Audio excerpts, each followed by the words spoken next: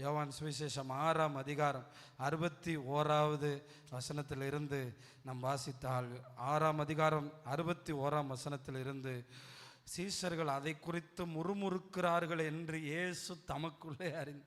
சீசர்களே முறுமுறுத்துட்டாங்க பாருங்க, சீசர்களே முறுமுறுத்துட்டாங்க. இயேசு தமக்குள்ளே அறிந்து அவர்களை நோக்கி, இது உங்களுக்கு இடரலாய் இருக்கிறதோ? பார்த்தீங்களா, கூட இருக்க 12 பேர். இயேசுநாதர் முதல்ல ஊழியத்தில் வந்து நிறைய அற்புதத்தை செஞ்ச உடனே நிறைய பேர் சீடர்களாக வந்தாங்க. கடைசியில் யோவான் 6ஆம் அதிகாரத்தில் எல்லாரும் போயிட்டு 12 பேர் மட்டும்தான் இருந்தாங்க. இப்போ நான் கேட்குறேன், சபையில் 100 பேர் வந்தால் இன்னும் 100 பேர் வருவான், இருக்கிறவன்லாம் போயிட்டா இருக்கிறவன்லாம் கிளம்பி சேர் மட்டும்தான் இருக்கும். யாருமே இல்லாத இடத்துல நம்ம என்ன செய்ய போகிறோம்? அப்போ ராம்நாட்டில் கூட அப்படி ஒரு சபை நிரம்பி வழிஞ்சிச்சு. அப்புறம் 2 பேர் போனாங்க, 4 பேர் போனாங்க, 5 பேர் போனாங்க. இப்போ பாவம் ஒரு 10 பேரை வச்சு வண்டி ஓட்டிகிட்டு இருக்காங்க. அப்போ இங்கே என்ன கேட்குற தேவனுடைய பிள்ளைகளே, ஆண்டவர் யோவான் சுவிசேஷம் 6ஆம் அதிகாரத்தில் முதலாக அவருடைய சதையை பற்றியும் அவருடைய இரத்தத்தை பற்றியும் அதனால் உண்டாகிற மீட்பை பற்றியும் பேச ஆரம்பித்தார். இது பேசணுமா பேச வேண்டாமா? பேசணும். ஏன்னா வந்ததே பழுதற்ற ஆட்டுக்குட்டி, நமக்காக இரத்தம் சிந்த வந்த தூய ஆட்டுக்குட்டி, மாசற்ற ஆட்டுக்குட்டி. அதனால என்னுடைய சரீரத்தை உங்களுக்கு புசிக்க கொடுப்பேன், என்னுடைய இரத்தத்தை உங்களுக்கு பானம் பண்ண கொடுப்பேன். இதை புசிக்கிறவன் மரிக்க மாட்டான், இதை புசிக்கிறவன் நித்திய ஜீவனை பெறுவான் அப்படின்னு முதல்ல கர்த்தருடைய பந்தியை பத்தி பேசிட்டு வர்றார். புரியலன்னா கேட்டிருக்கலாம், ஆனா பிரசங்கம் முடியும் போது எல்லாரும் அவுட்டு. ஆனா இயேசுநாதர் எவ்வளவு தீர்மானமா வந்திருக்காரு தெரியுமா? இவங்க திருன்னு முழிக்கிறத பார்த்துட்டு அவர் அழுதுட்டு, ஊழியம் முடிஞ்சிருமோன்னு நினைக்கல, போறியா கோ, போணுமா போயிட்டே. என்ன கேட்டார்? உனக்கும் இடரலா இருக்கா? அடுத்த வசனத்தை பாருங்க. மனுஷகுமாரன் தம் முன்னிருந்த இடத்துக்கு ஏறி போறதை நீங்க இப்ப பாத்தீங்கன்னா எப்படி இருக்கும்? நான் அப்படியே மறுரூபமாகி அப்படி போனேன்னா, ராக்கெட்ல போற மாதிரி போனா நீங்க இப்ப என்ன சொல்லுவீங்க?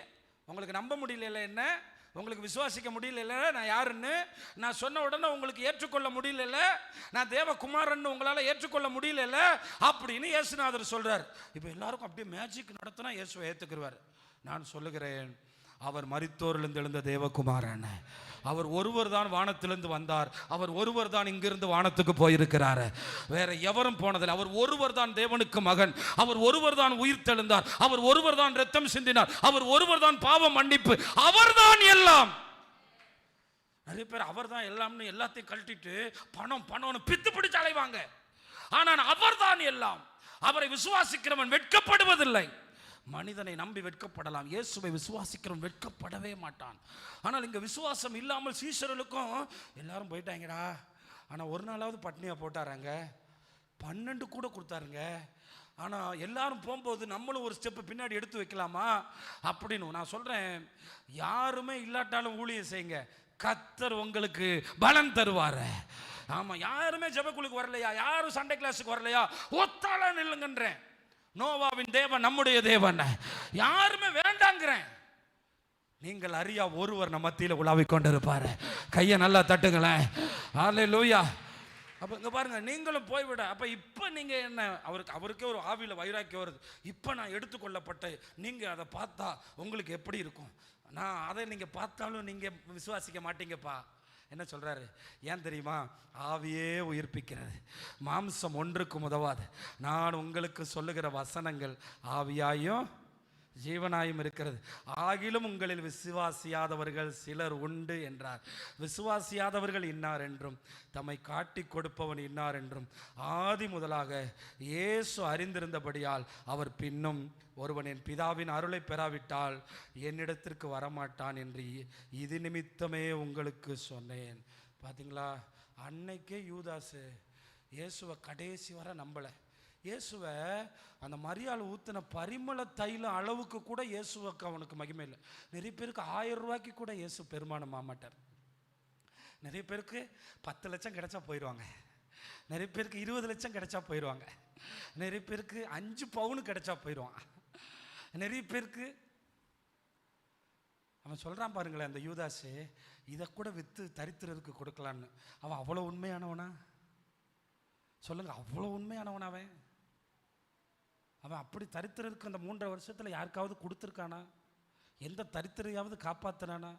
பாக்கெட்டில் தானே போடுவான், சொல்லுங்க. அப்போ 11 பேர் இயேசுவை தேவனுடைய குமாரன்னு அறகுறையாக நம்பினாலும் கடைசியில் நம்பினாங்க. ஆனால் இவனுடைய செயல்பாடுகள் கடைசி வர பண ஆசையாக தான் இருந்துச்சு. ஏங்க கடைசி வர பண ஆசையாக இருந்துச்சு? கடைசி வர விசுவாசிக்கலை. இங்கே இருக்கிறவங்கள ஒன்று மட்டும் சொல்கிறேன், பிரியமானவர்களே, உங்களுக்கு பிள்ளைகளை தந்தால் பிள்ளைகளை அவர் நடத்துவார், பிள்ளைகளை தந்தால் பிள்ளைகளை அவர் சுமப்பார்.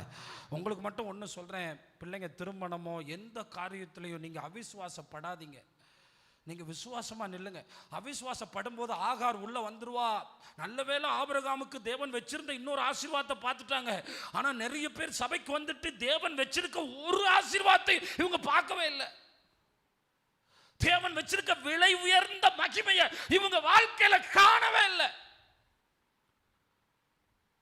ஆண்டவர் உங்க பிள்ளைகளுக்கு மேன்மையானதை வச்சிருக்காரு. எத்தனை பேர் நம்புறீங்க? குறுக்கு வழிகள் வேண்டாம், ஆகார்கள் வேண்டாம், மாம்சம் வேண்டாம். அறுக்க வேண்டியது வரும் 100 வயசுல, 118 வயசுல. ஆனால் அவன் போகும்போது எத்தனை வயசுல போனான்னு தெரியலையே, என்ன ஆகாரும் இஸ்மவேலும் போகும்போது ஆபிரகாமுக்கு ஒரு ரம்பத்தை வைத்து உடலை அறுத்தது போல் இருந்தது. இவைகள் எல்லாம் அவிசுவாசத்திலே வருகிறது. உங்களுக்கு சொல்கிறேன், தயவு செய்து நீங்கள் எந்த குறுக்கு வழிகளையும் தேர்ந்தெடுக்க வேண்டாம். ஆண்டவர் உங்களுக்காக நன்மைகளை வைத்திருக்கிறார். கைகளை நல்லா தட்டுங்க. ஹல்லேலூயா. ஆமாம், நல்லா கவனிங்க. டீல் பேசுறது அங்கே ஒரு விஷயத்தை உனக்கு இந்த ராத்திரியில் உங்களுக்கு சொல்கிறேன். ஆண்டவர் இந்த வேதாகமத்தில் குழந்தை கேட்ட யாருக்கும் கொடுக்காம இருந்ததே இல்லை. ஆனால் கேட்காதவங்களுக்கு அவர் கொடுத்ததில்லை. இதை இந்த ராத்திரியில் வாயை திறந்து இயேசுவே எனக்கு தாரும் என்று சொன்னால் அவர் தருவதற்கு உண்மையும் நீதியும் உள்ளவராக இருக்கிறார். ஆனால் விசுவாசம் இல்லைன்னா இயேசுவோட நடந்தாலும் இடரல் அடைஞ்சிருவோம். விசுவாசம் இல்லைன்னா 40 வருஷம் சபையில் இருந்தாலும் ஆவிக்குரிய காரியத்தில் நிற்க மாட்டோம், மாம்சத்துக்குரியவர்களாக தான் இருப்போம். விசுவாசம் இல்லைன்னா சார்ந்து கொள்ள மாட்டோம், விசுவாசம் இல்லைன்னா பெற்றுக்கொள்ள மாட்டோம். விசுவாசிக்காம கூட்டத்துக்கு வந்தவன் நினைக்க கூட கூடாது பெற்றுக்கொள்ளணும்னு. தேவனுடைய ஆசீர்வாதத்தை அவனா படிச்சு போறதை பத்தி நான் பேசல. அவனா படிச்சு தான் கோடி பேர் இந்தியாவில் போயிட்டு இருக்கானே வேலைக்கு, அவனா தான் சம்பாரிச்சு வீடு கட்டுறானே. தேவன் தர்ற ஆசீர்வாதம் உலகம் தர்ற மாதிரி இருக்காது. தேவன் தர்ற ஆசீர்வாதம் மிகப்பெரிய மகிழ்ச்சியை உள்ளடக்கினது. நம்புறவங்க மட்டும் கை தட்டுங்களேன். அல்லேலூயா. அதனால இந்த விசுவாசிக்கிறவங்ககிட்ட ஒன்று சொல்றேன், விசுவாசம் தான். ஆமாம், என் பிள்ளைக்கு கல்யாணம் ஆகாமல் போயிருமோ, வரணும் விட்டுறக்கூடாது. அது இந்துவா இருந்தா என்ன, யாரா இருந்தா என்ன, என் பிள்ளை கை விட்டுருவாரோ. ஏப்பா, நீ விசுவாசிக்கிறவர் இன்னார் தெரியுமா? நடுக்கடலிலும் காப்பாற்ற வருவார். என்னை ஆட்கொண்டவர் நான் சேவிக்கிறவர் யார் தெரியுமா? அக்கினிக்குள்ள வருவார். இந்த ராத்திரியில ஒண்ணு சொல்றேன், விசுவாசங்கிறது காசு தருவார் பணம் தருவார்னு இல்லை. அக்கினிக்குள்ள போட்டாலும், காப்பாற்றாமல் போனாலும், கொன்று போட்டாலும், துளிர் விடாமல் போனாலும் நான் நம்பிக்கையா இருப்பேன். நம்ம சபையில கூட பலர் இன்னும் திருமணம் ஆகாமலும் இந்த வேதத்தை சுமக்கிறாங்க. நல்லா சத்தமா ஆமேன்னு சொல்லுங்களேன். ஏதோ போயிடுச்சு. ஆனால் இயேசு விடலையே, இயேசு விடலையேங்க. அவங்க கஷ்டமான நேரத்துலையும் ஆண்டவரை தேடி வர்றாங்கல்லங்க, நடக்க முடியாட்டாலும் வர்றாங்கல்லங்க, கடைசி வரை கத்தர் நிறுத்து வர்றாங்கல்லங்க. எனக்கு தெரிஞ்ச மதுரையில் ஒரு குடும்பம், அவங்களுக்கு 2 பசங்க, 2 பேருக்குமே எலும்புல பலவீனம். இப்படி தான் நிற்பாங்க, ஒழுங்காக நிற்க முடியாது. அந்த எலும்புக்குள்ளே பலனே கிடையாது. இன்றைக்கி காலையில் அங்கே மதுரையிலேருந்து கால் வருது. இப்போ 2 பிள்ளைங்களை சுமக்கிறதுக்கு ஒரு அப்பா இருக்கார். அந்த அப்பா ரோட்டில் விழுந்து அடிபட்டு மூளையில் ப்ளீடிங் ஆயிடுச்சு. என் நிமித்த இடரல் அடைய நான் கேட்க முடியாது ஆண்டவர்கிட்ட, ஏன் ஆண்டவரை 2 பசங்களுக்கு ஒரு அப்பா தான், ஏன் லாசர் செத்து போகிறான் ஆண்டவரை? ஆனால் அவர்கிட்ட எல்லா நன்மை தான் நடக்கும்னு நம்புறவங்க. ஹல்லேலூயா. ஆமாம், தாமதங்கள் உங்களை இடரல் அடைய பண்ணக்கூடாது. ஆமாம், யூதாஸ் மாதிரி காசுக்காக நம்ம வர்றவங்க இல்லை. கர்த்தர் என் வெளிச்சம், கர்த்தர் என் ரட்சிப்பு, கர்த்தர் என் ஜீவன், கர்த்தர் என் பலன், கர்த்தர் என் நம்பிக்கை, கர்த்தர் எனக்கு எல்லாமானவர். அதனால தான் ஒரு விஷயத்தை நல்லா புரிஞ்சுக்கிறங்க. அந்த 65 வசனத்தில் பாருங்க, என் பிதாவின் அருளை பெறாவிட்டால் என்னிடத்தில் வரமாட்டான். பிரதர், உங்கள் அப்பா வராமல் நீங்கள் உட்காந்துருக்கீங்கள, ஏன் தெரியுமா? நீங்கள் பிதாவின் அருளை பெற்றிருக்கீங்க. தெரியுமா? பிதாவின் அருளை பெறாமல் இந்த எல்லைக்குள்ளே ஒருத்தனும் வரமாட்டான்.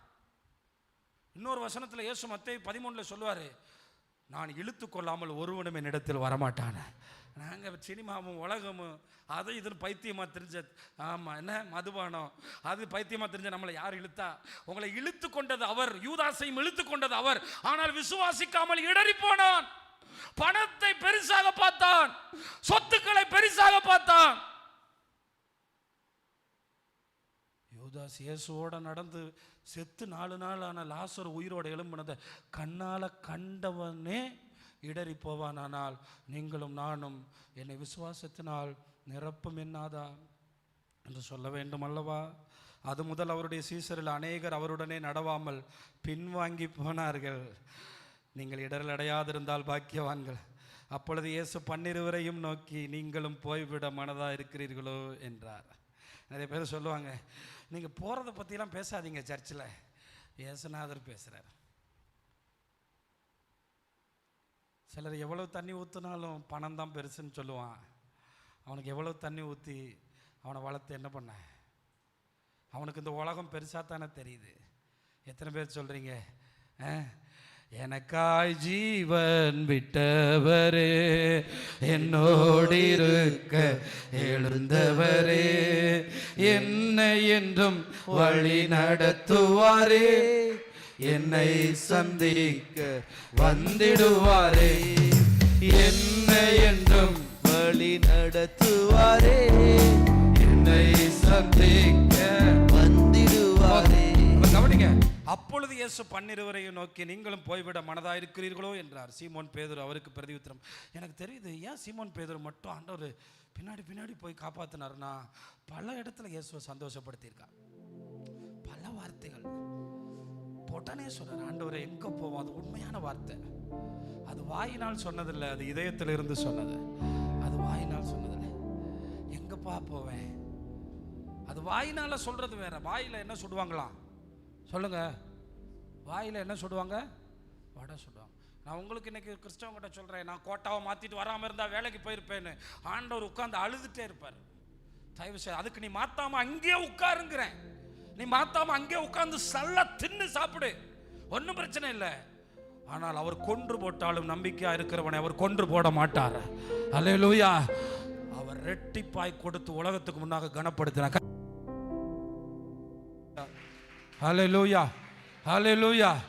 நான் சொல்றேன், நான் இந்த கிறிஸ்துவனுடைய காரியத்தில் எவரு கம்பல், ஆனால் வந்துட்டு ஏன் வந்தோன்னு பேசினேன். யூதாஸ் வந்துட்டோமா? நான் விசுவாசிக்கிறவர் மரித்தோரிலிருந்து எழுந்தவர், நான் விசுவாசிக்கிறவர் மரணத்தை ஜெயித்தவர், நான் விசுவாசிக்கிறவர் எனக்கா எதையும் செய்ய வல்லவர். நீ விசுவாசிக்கிறபடியே உனக்கு ஆகும். அல்லேலூயா, அல்லேலூயா, அல்லேலூயா. விசுவாசிக்கிறவன் பதறி முருங்கை கொப்பை பிடிக்க மாட்டான், அவன் இயேசுவை தான் பிடிப்பான். விசுவாசிக்கிறவன் பதறி அற்பத்தை பிடிக்க மாட்டான், அற்புதத்தை தான் பிடிப்பான். விசுவாசிக்கிறவன் தேவனுடைய அற்புதத்துக்காக காத்திருப்பான். இப்போ நான் சொல்றேன், ஒரு பையனை நீ பார்த்து வச்சுட்ட, அவன் கை கழுவிட்டானா, அவன் உன்னை வேண்டான்னு சொல்லிட்டான்னா, மரணத்தை விட கொடியது தெரியுமா? ஆனால் இயேசு ஒரு நாள் வெட்கப்படுத்த மாட்டாரியா? கையை தட்டுங்களேன். அல்லேலூயா. நாசியில சுவாசம் உள்ள மனுஷனை நம்புவதை விட்டு விடுங்க, பிரபுக்களை நம்புவதை விட்டு விடுங்க. அவரில் இடரல் அடையாது இருக்கிறவன் எவனோ? நீர் ஜீவன் உள்ள தேவனுடைய குமாரனாய் கிறிஸ்து என்று நாங்கள் விசுவாசித்தும் அறிந்தும் இருக்கிறோம். எல்லாரும் சத்தமா சொல்லுங்க, விசுவாசித்தோம் அறிந்தும் இருக்கிறோம். அல்லேலூயா. சத்தமா சொல்லுங்க, அல்லேலூயா, அல்லேலூயா. ஆமாம், ஒரு தடவை நாங்கள் திண்டுக்கல்லில் ஊழி ஆரம்பித்த புதுசில் எங்கள் அப்பா கூப்பிட்டு போனாங்க. அப்பா அன்புதாஸ் பாஸ்டர் ஒரு பிரசங்கம் பண்ணார். நாங்கள் கண்டு சாட்சி எடுக்கிறோம். நாங்கள் இயேசுவை தொட்டு பார்த்தோம், வாழ்ந்து பார்த்தோம், அவருடைய அற்புதத்தை கண்ணார பார்த்தோம். அந்த பிரசங்கம் எனக்கு இன்றைக்கும் இருக்குது. நான் எத்தனை வயசில் அப்போ இருந்திருப்பேன்னு எனக்கு தெரில. நாங்கள் அறிந்தோம் இயேசுவை, எங்கள் வாழ்வில் அறிந்தோம். உலகம் எங்களை பகைத்த போது, தள்ளின போது, விரட்டின போது, சொத்துக்களை பறித்த போது இயேசு எங்களுக்கு எல்லாமா மாறினாரியா? கையை நல்லா தட்டி ஹல்லேலூயா, ஹல்லேலூயா. அவருக்காக வாழாம இருக்க முடியாது, அவருக்காக இழக்காம இருக்க முடியாது, அவருக்காக அவரை விசுவாசிக்காம இருக்க முடியாது. அவரை தொட்டு பார்த்துருக்கோம், சொந்தக்காரனை தொட்டு பார்த்ததில்ல. அவ்வளவு நன்மை செஞ்சிருக்காரு, அவ்வளவு நன்மை செஞ்சிருக்காரு. அனாதைகள் நாங்கள், துரத்தப்பட்டவர்கள் நாங்கள், அவர் கண்ணோக்கி பார்த்த தெய்வா. அல்லேலூயா. அல்லேலூயா. சத்தமாக சொல்லுங்களேன், அல்லேலூயா. மத்தேயு 13 பரலோகத்தினுடைய ரகசியத்தை எல்லாம் பிரசங்கம் பண்ணுவாருங்க. பரலோகத்தோட ரகசியத்தை எல்லாம் பிரசங்கம் பண்ணுவார். எல்லாரும் என்ன சொல்லுவாங்க தெரியுமா? பாஸ்டர் பிரசங்கம் சூப்பராக பிரசங்கம் பண்ணிட்டார். ஃபுல்லாக பரலோக ராஜ்யம் எதை குறித்து அதை குறித்து எல்லாத்தையும் ஆண்டவர் சொல்கிறார். பரலோக ராஜ்யம் எது பெரிய பொக்கிஷத்துக்கு ஒப்பாரு. எல்லாத்தையும் கேட்டுட்டு 53ஆம் வசனத்தில் இயேசு இந்த ஓமைகளை சொல்லி முடித்த பின்பு அவ்விடம் விட்டு தாம் வளர்ந்த ஊரிலே வந்து அவர்களுடைய ஜெபாலயத்தில் அவர்களுக்கு உபதேசம் பண்ணினார். அவர்கள் ஆச்சரியப்பட்டு, இவனுக்கு பாருங்க, அப்போ கூட இவருக்கு இல்லை. சிலர் பேச்சை கவனிச்சிருக்கீங்களா? இவனுக்கு எப்படி பேசுறாங்க பார்த்தீங்களா? இவனுக்கு இந்த ஞானமும் இந்த செய்கையும் எப்படி வந்தது, எப்படி இப்படி பேசுகிறானோ என்று சொன்னார். இன்னும் கொஞ்சம் பேர், இவன் தச்சனுடைய குமாரன் அல்லவா, ஏன்பா செத்து உயிரோட எழுப்புனதை நீ பார்த்தில, குருடன் கண்களை திறந்த, அவங்க யாருடைய பிள்ளையா இருந்தால் உனக்கு என்ன, யாராக இருந்தால் உனக்கு என்ன, தச்சனுடைய மகனாக இருந்தால் உனக்கு என்னப்பா, உனக்கு தெரியுமா அவர் தச்சனுடைய மகன்? கல்லறைகள் ஒருவருக்குத்தான் திறந்திருக்கிறது. அல்லேலூயா. எலியாவும் எலிசாவும் செத்தவங்களை உயிரோடு எழுப்பியிருக்காங்க. யாரும் கல்லறைக்குள்ளே போய் 4 நாள் ஆனவனை உயிரோடு எழுப்புனதே இல்லை. நம்ம இயேசுவுக்கு ஒரு நல்ல கைகளை தட்டிக்கோ, ஒரு மகிமை செலுத்துவோமா? அல்லேலூயா. ஆமாம். அதனால் எதை இழந்தாலும் விசுவாசத்தை இழக்காதீங்க. இலங்கையில் யுத்தம் நடந்துக்கிட்டு இருக்கும்போது ஒரு மனுஷன் பாடினார், உயிரையும் இழந்தோம், உடமை இழந்தோம், விசுவாசம் இழக்கவில்லை. இலங்கை யுத்தத்துக்கு அப்புறம் சிங்கள சபைகள் பெருகிவிட்டது. அல்லேலூயா. சிங்கள சபைகளும் தமிழ் சபைகளும் இணைந்து செயல்படுகிறது. தமிழ் சபைகளில் சிங்கள ஆராதனைகள் தொடங்கி இருக்கிறது. ஏன் தெரியுமா? குண்டுகள் வீசப்பட்டது. அம்மாக்களை இழந்தோம், அப்பாக்களை இழந்தோம், உறவுகளை இழந்தோம். இயேசுவை இழக்கவில்லை, இயேசுவை இழக்கவில்லை. எத்தனை கிறிஸ்தவர்களுடைய நான் வாழ்க்கையை கேட்கும்போது சொல்லுவார்கள், எவ்வளவு பிரச்சனைகள். அடக்க ஆராதனையில் இன்னைக்கு மெட்ராஸில் ஒரு சின்ன தம்பி அப்படியே ஒரு காய்ச்சல் வந்துச்சு, மறிச்சிட்டான். அவங்க அப்பா மைக்க பிடிச்சி அந்த பாஸ்டர் சொல்கிறாரு, என் இயேசு உயிரோடு இருக்கிறாரு. ஆண்டவர் கேட்டாராம், இந்த அடக்க ஆராதனை உன்னால் தைரியமாக செய்ய முடியலன்னா நீ என்னை விசுவாசிக்கலையா? நான் இந்த சாட்சிகளெல்லாம் கேட்கும்போது என் விசுவாசம் மிக குறைவு என்று நான் சொல்லுவேன். உங்களுக்கு வேணுமா அந்த சாட்சி? கடந்த 2 மாதத்துக்கு முன்னாடி தான் நடந்துச்சு. எல்லாரும் கண்ணீர் வடித்தாங்க. ஒரு பொம்பளை பிள்ளை இப்போ காரில் ஏற்றிட்டு போகும்போது சென்னை பட்டணத்தில் அந்த காரை அட்டிச்சு அந்த குழந்தை, அந்த பெண் பிள்ளை இறந்து போச்சு 12 வயசில். எழும்பி நின்று அடுத்த நாள் சாட்சி சொல்கிறாங்க, நான் விசுவாசிக்கிற ஒரு உயிரோடு இருக்கிறாரு. உங்களுக்கு அவ்வளோ பெரிய பரிச்சை வரல, உடஞ்சி போய் அழுகலை. ஏன்னா ஸ்திரியே உன் விசுவாசம் பெருசு. ஆனால் இங்கே சொல்கிறான் பாருங்கள், தச்சனுடைய மகன். நீங்கள் என்ன சொல்கிறீங்க? இயேசு வெளிநாட்டு கடவுள், இயேசு இஸ்ரேலில் பிறந்தவர் அப்படி சொல்கிறீங்களா? தச்சனுடைய மகன் யோசே, சீமோன், யூதா என்பவருடைய சகோதரன். இவன் சகோதரிகள் எல்லாரும் நம்மிடத்தில் இருக்கிறார்கள் அல்லவா? இப்படி இருக்க இதெல்லாம் இவனுக்கு எப்படி வந்தது என்று சொல்லி அவரை குறித்து இடரல் அடைந்தார்கள். அவரை குறித்து எவன் இயேசுவின் நிமித்த இடரல் அடையாதிருக்கிறவன் எவனோ அவன் பாக்கியவான்.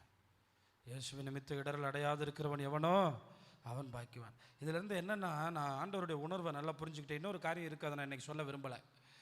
ஆமாம், நீங்கள் வேணால் தேடி பார்த்துட்டு எனக்கு அனுப்பி விடுங்க வாட்ஸ்அப்பில். ஏன்னா இன்னொரு காரியம் இருக்குது, உங்களால் முடிஞ்ச அப்போ ட்ரை பண்ணி பாருங்கள். எனக்கு நேரம் இல்லை. என்னை கேட்குற தேவனுடைய பிள்ளைகளை, முதலாவது சொன்ன உபத்திரவம் அசைத்து பார்க்கும். நீங்கள் வேர் கொள்ளாமல் இருந்தால் இடரல் அடைவீங்க. 2வது, விசுவாசத்தில் குறைவு வந்தால், ஆஸ்பத்திரியில் இருந்தாலும், தனிமையில் இருந்தாலும், எதிர்மறையாக நடந்தாலும், அக்கினியில் இருந்தாலும், சிறைச்சாலையில் இருந்தாலும், சிங்கக்கபியில் இருந்தாலும், விசுவாசம் கூட வேண்டுமே ஒழிய விசுவாசம் குறையக்கூடாது. ஒரு ஜெபம் டெய்லி சொல்லுங்கள், விசுவாசத்தை இன்க்ரீஸ் பண்ணுங்க, விசுவாசத்தை கூட்டுங்க. தாமதமானாலும் ஆண்டவர் தருவார்னு விசுவாசிங்க. அல்லேலூயா.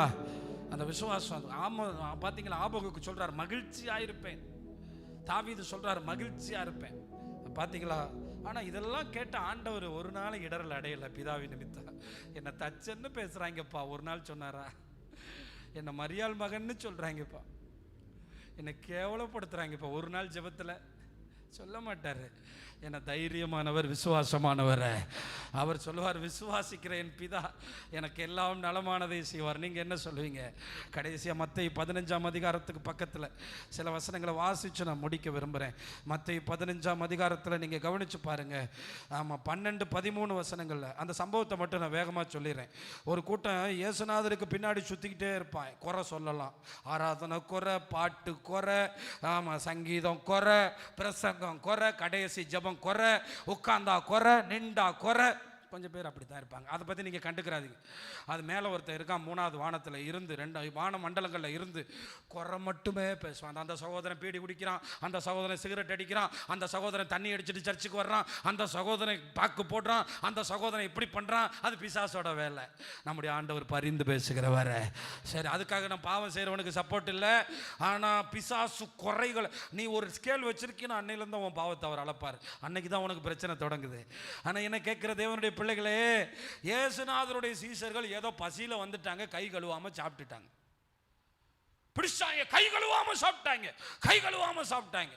அப்ப ஆண்டவர் சொன்னாரு, ஏண்டா கை கழுவாம சாப்பிட்டாங்க, சரி நெகத்துல இருக்க கொஞ்சம் அழுக்கு உள்ள போயிடுச்சு, பரவாயில்லடா.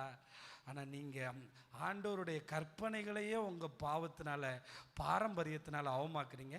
தகப்பனையும் தாயும் கணம் பண்ணுவாயின்னு சொன்னால் 100 ரூபா கொடுத்துட்டு ஒருபான் காணிக்க கொடுத்தா அம்மா அப்பாவை கணம் பண்ணியாச்சுன்னு பொய் சொல்கிற. நீ கொடுத்த 100 ரூபாயில் அம்மா அப்பாவை கணம் பண்ணியாச்சா? அது எப்படி? ஆண்டவருடைய கற்பனையை மனுஷனுடைய பாரம்பரியத்தில் நீ அவமாக்கலாமா அப்படின்னு ஆண்டவர் கேட்டார். கேட்ட உடனே வீட்டுக்கு கிளம்பிட்டாங்க. எப்படி பாருங்க, நிறைய பேர் பிரசங்கம் கேட்ட உடனே கிளம்பிடுவான். பல பிரசங்கம், யோவான் 6 பிரசங்கம், ஆமாம் மத்தேயு 15 பிரசங்கம். அங்கே பாருங்க, ஆமாம் மத்தேயு 15ஆம் அதிகாரம் 12ஆம் வசனத்தில், அப்பொழுது அவருடைய சீசரில் அவரிடத்தில் வந்து பரிசேயர் இந்த வசனத்தை கேட்டு இடரடைந்தார்கள் என்று அறிவீரோ என்றார்கள். ஒன்று மட்டும் சொல்கிறேன், பிதா நட்டவங்க அடித்தா கூட கடைசி வரை ஆண்டவர்கிட்ட தான் இருப்பாங்க, சிட்சித்தா கூட ஆண்டவர்கிட்ட தான் இருப்பாங்க. ஒரு நாள் அவரை விட்டு போக மாட்டாங்க. அப்படி நம்புறவங்க மட்டும் கையை தட்டி கர்த்தரை மகிமைப்படுத்துங்க. அல்லேலூயா. நீங்கள் இப்படி கேட்குறீங்க, நாங்கள் ஊழியர் கூட்டங்களுக்கு போனால் அங்கே பண்ணுற பிரசங்கத்தில் நம்மளை சவுக்கு அடித்து கிழிச்சிருவாங்க. ஆனால் ஒரு நாள் கூட மனம் திரும்பணும்னாதா, ஜெபிக்கணும்னாதா. ஏன்னா அவர் நம்ம கூட பேசணும். நமக்கு தெரியாது, பேதைகள் திசைகட்டு போயிடுவோம். அப்போ ஆண்டவர்கிட்ட கேட்குறாங்க, அந்த பரிசேயர்லாம் நீங்கள் இப்படி சொன்னதை கேட்டு இடரல் அடைஞ்சிட்டாங்களே, உமக்கு தெரியாதோ போயிட்டாங்களே. அப்பொழுது அவர் பிரதியுத்தரமாக, பரமபிதா நடாத நாடெல்லாம் ஒன்று மட்டும் நான் சொல்கிறேன், ஆண்டவர் நட்டது வருக வர இங்கே இருக்கும், ஆண்டவர் நடாது போயிட்டே இருக்கும்.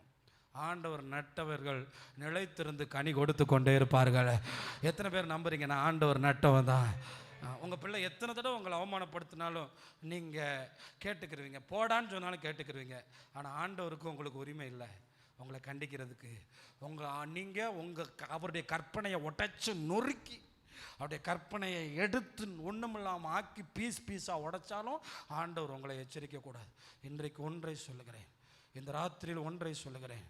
சொல்லி முடிக்கிறதுக்கு முன்பாக பவுல் சொல்றாரு, உபத்திரவமோ அவமானமோ நிந்தையோ நாசமோசமோ பசியோ பட்டினியோ வருங்காலமோ நிகழ்காலமோ எதுவானாலும் கிறிஸ்துவின் அன்பை விட்டு என்ன பேர், இதுக்கு பேர் என்ன, இதுக்கு பேர் என்னங்க?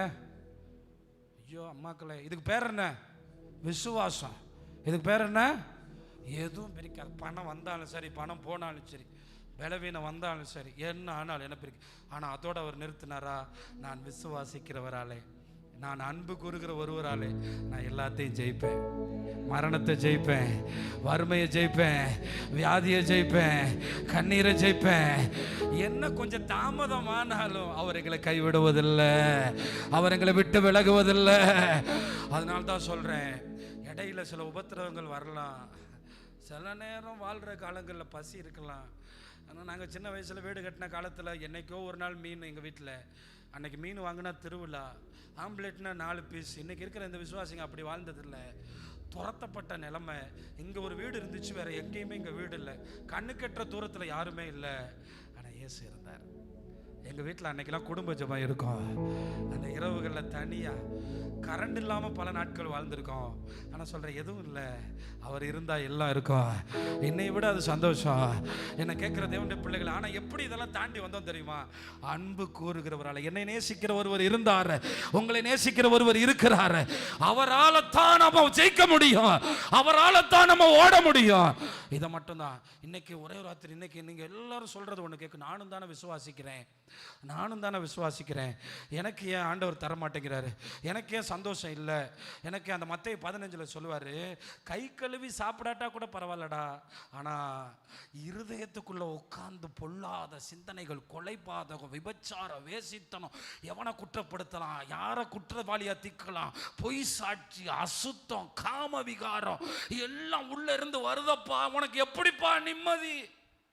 வாயில நல்ல பாட்டு பாடுற, ஆனா அவன் குற்றவாளி, இவன் குற்றவாளி, அவன் மோசமானவன், இவன் மோசம், நீ எப்படிப்பா சந்தோஷமா இருப்ப? அவன் பயங்கரமான மோசமானவன், இவன் ரொம்ப மோசமானவன். கடைசியில் நீ இடரல் அடைஞ்சிருவியோ? துரோகியையும் சிநேகிதனை கூப்பிடுவார். ஏன்னா அவர் இருதயம் கள்ளங்கபடமற்ற இருதயம். இந்த ராத்திரி உங்களுக்கு புரியுதா? அதனால தான் இருதயத்துக்கு மட்டும் காம்பவுண்ட் வேணும். யாராவது திட்டினா கூட அவங்களை ஆசீர்வச்சிருங்க. ஆண்டவரே ஒரு 10 இடம், ஆண்டவரே ஐ பிளஸ் தம், ஐ பிளஸ் தம், ஐ பிளஸ் தம் சொல்லுங்க. அவங்களை ஆசீர்வதிக்கிறேன் ஆண்டவரே, அவங்களை ஆசீர்வதிக்கிறேன். இருதயத்துக்குள்ள கசப்பை விட்டுறாதீங்க. வேண்டாம், அவங்களை ஆசீர்வதிக்கிறப்பா, அவங்கள நல்லா வச்சிருக்கப்பா. எனக்குள்ள அந்த கசப்பு வேண்டாப்பா, எனக்கு அது பிரச்சனைப்பா. ஏன் தெரியுமா? அந்த ஒரு வசனம் தான், யோவான் 7:38.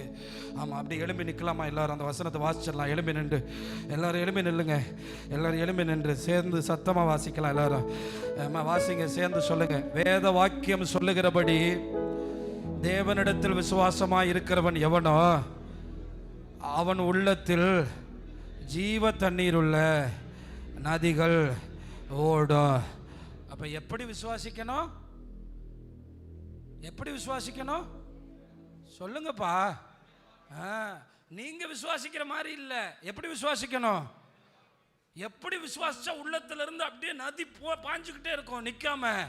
வேத வாக்கியம் சொல்லுகிறபடி. இப்ப தெரியுதா? ஆவியை உயிர்ப்பிக்கிறது, மாம்சம் அல்ல. மாம்சம் கொல்லும். ஐயோ ஐயோ, மாம்சம் கொல்லும், என் குடும்பம், என் சொந்தம் கொல்லும். ஆவி உயிர்ப்பிக்குது. அவருடைய வசனமே ஆவியாயும் ஜீவனமா இருக்கு. நல்ல கையை தட்டி கர்த்தரை மகிமைப்படுத்துங்க. ஹல்லேலூயா, ஹல்லேலூயா.